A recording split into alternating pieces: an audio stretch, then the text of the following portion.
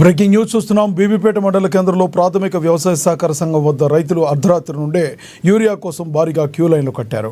ఉదయం 10 గంటలకు సొసైటీ సిబ్బంది వచ్చి టోకెన్లు పంపిణీ చేసే క్రమంలో రైతులకు సొసైటీ సిబ్బందికి మధ్య వాగ్వాదం జరిగింది.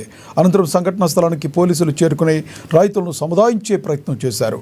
సొసైటీ వద్దకు రైతులు భారీ సంఖ్యలో చేరుకోవడంతో సొసైటీ సిబ్బంది చేతులెత్తేశారు.